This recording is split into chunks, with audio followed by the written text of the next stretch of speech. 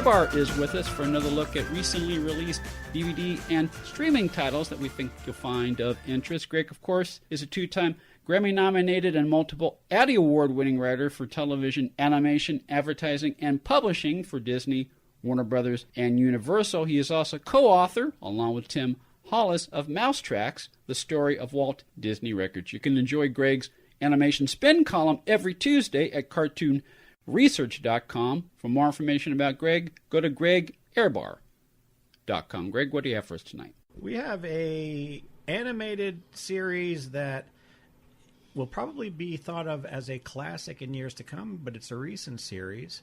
It is a very, very popular, only ran 2 seasons, but very, very popular, has a cult following, and is probably one of the few series that even those who don't necessarily watch recent TV animation have to admit is a pretty good show that has critical acclaim and has popular acclaim and is a particular favorite of my son's, and that is called Gravity Falls. Gravity Falls, and speaking of your son Colin is also with us today. He is our special guest expert bonus DVD correspondent on our show. Yeah, I definitely know stuff about the show. Okay. I was actively watching it while it was airing and paying attention to like what people thought and stuff. And that show being Gravity Falls. Now, you mentioned, I think you mentioned before we started recording some of the merchandise related to Gravity Falls, including the hat you are currently wearing. Yes, I am wearing a fan-made replica of Dipper's hat from the show. Okay, now, since this being radio, I'm going to describe Colin's hat. It's a blue baseball cap with a blue on white emblem.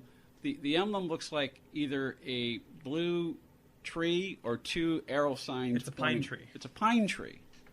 I was going to say 2 arrow signs on top of each other pointing upward, but it's a blue pine tree. Yes. And Dipper is who? One of the main characters of the show. The 2 main characters of the show are Dipper and Mabel Pines, brother and sister. Hence the name, Pines. Yes, okay. Visiting in Gravity Falls, Oregon, staying with their grunkle Stan. Their granduncle. Yeah, granduncle. Grunkle. Great uncle. Oh, great uncle. See, yes. He has to help me with yeah, this. Okay, Grunkle Stan. That's good. That's what he's here for. Yes. Who runs a tacky little place called the Mystery Shack, which is a gift shop and tour thing with a bunch of like knickknacks and fake mystery things, like like a monkey taped to a fish to be like a mermaid, that sort of thing. Jackalopes and things. And it's a town very much like a kid's version of Twin Peaks. Yes. With a comedy sensibility like The Simpsons, the same kind of timing as The Simpsons, and quite a bit of, as the series progresses, the mystery unraveling of the X-Files. Now, was this a Nickelodeon show? Was this a Cartoon Network show? It was a Disney show. Disney show. It originally started on Disney XD. If I don't remember, it had a weird situation where like it would air on Disney XD, but then they'd show reruns on Disney Channel. And sometimes they'd air it on Disney Channel. It was weird. And what's significant about this is that very few, if any, of the recent Disney animated series are ever released in their entirety on DVD Blu-ray. Phineas and Ferb, which is also an outstanding series, you can only get some episodes. But this particular one, because of our friends at Shout Factory and the people at Disney, have released the entire series plus a lot of extras. So this is a moment to rejoice for fans. It's also a moment to please support something like this, because they're probably doing this to see if there is an interest in recent animation to be released this way. It doesn't always happen, because what they find is if they put select episodes of this or that, they sell just fine. So is this going to work? Well, we'll just see. One of the things that has frustrated Colin is one of his other favorite shows was not released to its completion, and probably to the frustration of the creators of the show. And that was a show that was on Cartoon Network? Yes, regular show. They seem to have wanted there to be a box set. The show is called Regular Show? Yes. Oh, okay.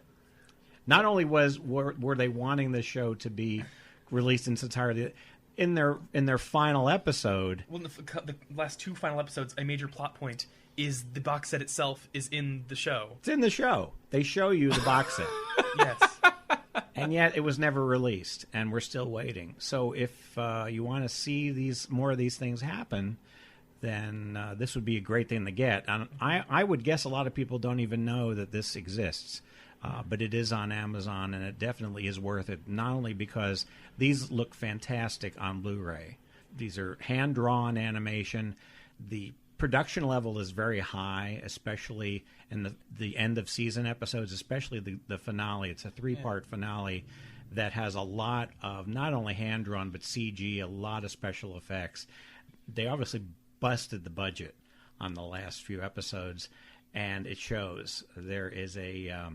There are a lot of surprises that you see here, and there's a lot of bonus features. There is a feature-length behind-the-scenes documentary, as well as some Easter eggs and things like that. And it also comes with a precious gift inside. We don't want to say too much about it.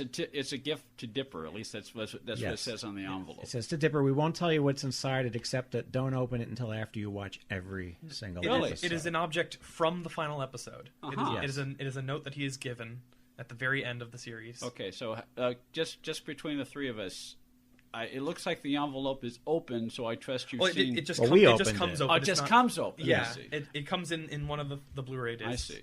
But don't take out what it is until you've watched Dipper actually open it. It is like one of the final shots of the series is him it's opening very- that. All right, so did you resist the temptation to open the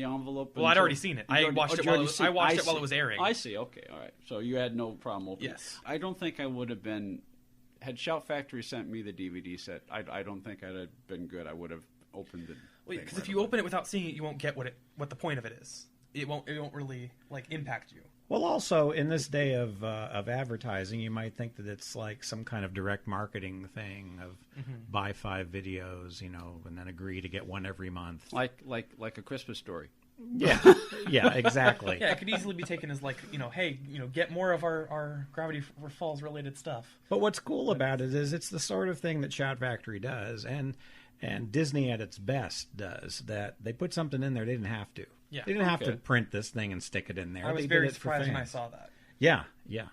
So it's a nice touch that did not have to happen, and this is a series filled with those kind of touches. The gentleman that made the show, Alex Hirsch, based it quite a bit on his own childhood. Yes. Dipper is based off of him, and Mabel is based off of his sister, heavily. They were twins, and they used to go on summer to relatives or a camp or something, and it was pretty boring. So they used to have these adventures and make up a lot of crazy things like that. And they had a relative very much like Grunkle Stan. There's a point in one episode where he reads off a list of her boyfriends and their real boyfriend names, much to her embarrassment in real life. The animators constantly draw his face on different parts of the show. They put him into the show. They put him in the show just to make fun of him. There's a lot of things that you want to roll back and see. And plus, because the show is filled with puzzles, the credits often have puzzles at the very end. There's a word cipher or something to have like a secret message. Sometimes it's important to the plot. Sometimes it's just a joke. Just a joke. There's a lot of satire. It makes fun of TV. There are constantly puzzles and stuff to see. It's not as important now because it was a major part of watching the show while it was airing, was trying to figure out what was going on, solving these puzzles, trying to get hints at the truth. But now you can just watch the entire series. But it's a very funny show. There's a guy named Seuss. Yeah, who is actually based off of a friend of his from Cal Arts, Alex Hirsch's friend of his from Cal Arts, who was named Jesus. Jesus, who was very, okay, so very like similar. S-U-S. S-O-O-S. S-O-O-S, okay. Yes. Seuss, okay. And he's this guy who just, apparently at Cal Arts was, I guess, in the computer room, who used to come in and say, hey, you need any help with that? And then he'd kind of break it and say, hey, you need help fixing that? He's that kind of guy. He's like the Gilligan on the show. Kinda, yeah. He's sort of clueless, but lovably so. He's the handyman of the Mystery Shack. I see. There's only really 2 employees.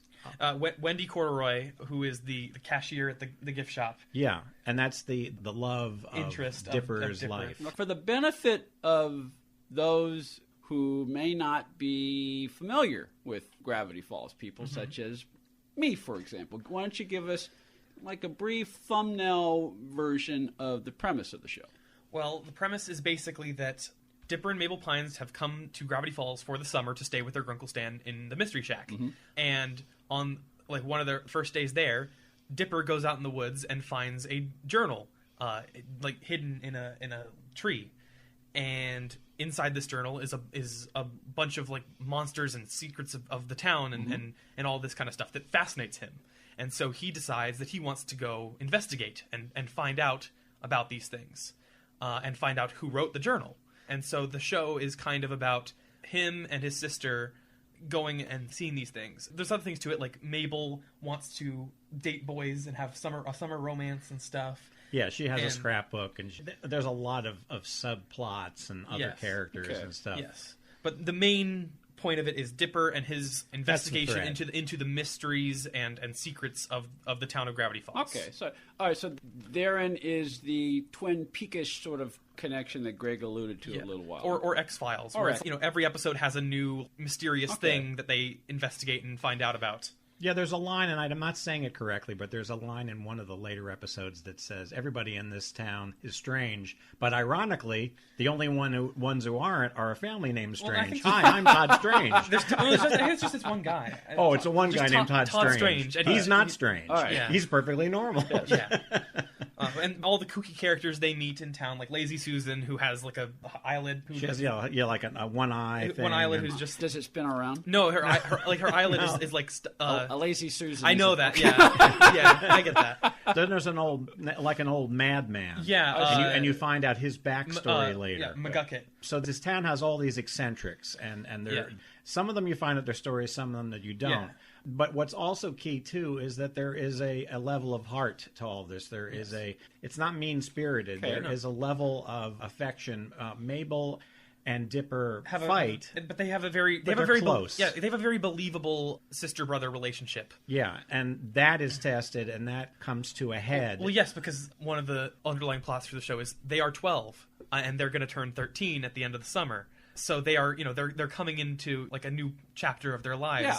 And so that they're starting to grow up, so that they're kind of drifting apart. And so then comes a couple of villainous characters. The first one being Gideon Gleeful, who is a child psychic who has a crush on Mabel. Yes, he's hard to describe. Gideon Gleeful, that's one person? Yes, one person. When you said Gideon Gleeful, I thought that was two people. No, Gideon Gleeful is one person.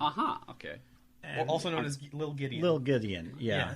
Then later on, there's an even more horrifying villain than Gideon. Yes. We have to provide some sort of broad strokes. Yeah, you have to watch it to see. Yes. The stakes get progressively higher as the series progresses, but there's never any end to the funny stuff and the individual stories. You don't have to follow the puzzles or even keep track of the little clues that are sprinkled throughout the show, and there are things in the backgrounds and in the foregrounds that are actually parts of things.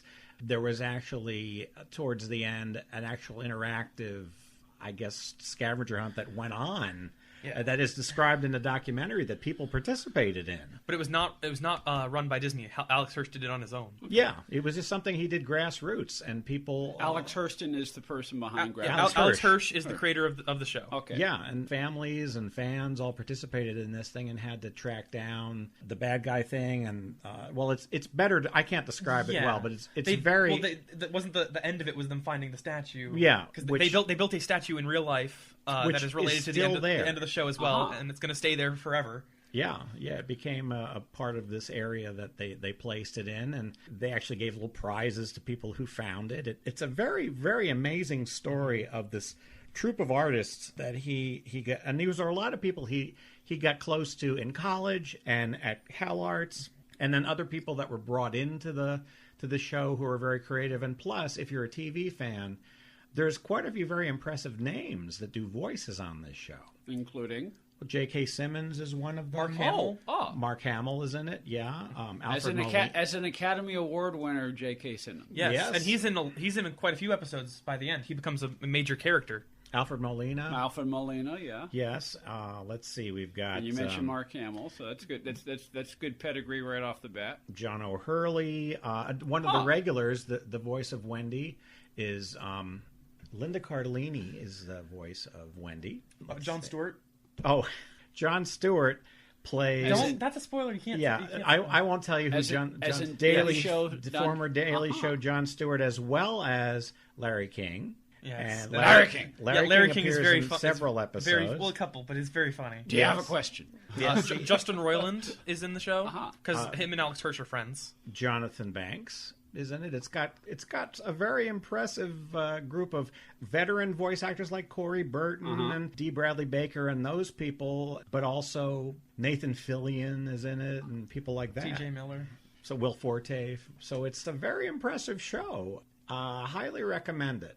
And highly recommend the package because you get a whole lot more with the package than you would if you just streamed it. Which is always the case, which is always why, we try to promote and talk up the benefit of the DVD or Blu-ray package. What are some of the extra features that we can talk about without giving too much away about the show? Well, the first 2 discs are just the first and second seasons in their entirety. I don't think there's many special features on those ones because it's all mostly saved for the third set of discs, which is just all special features with like the documentary and all the shorts that were released. Every single short and promo they did.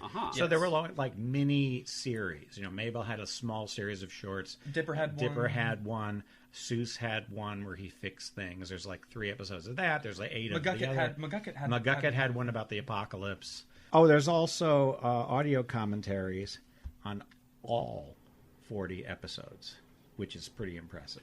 All 40 episodes of Gravity Falls, the complete series, are available both on DVD and Blu-ray, correct?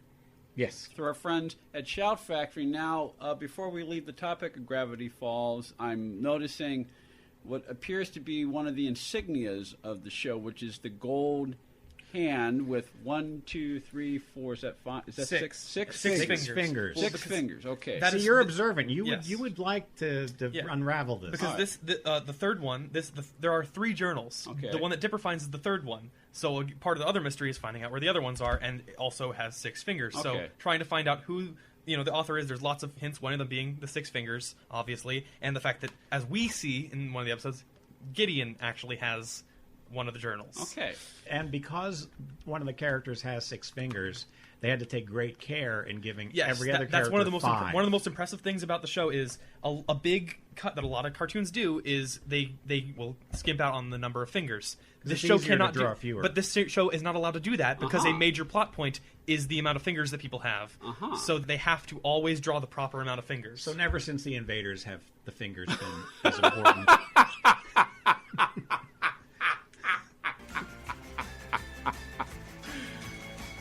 CartoonResearch.com, GregoVision.com, GregEhrbar.com. Greg and Colin Ehrbar, thank you very much. We'll see you both soon. Thank you. Thank you.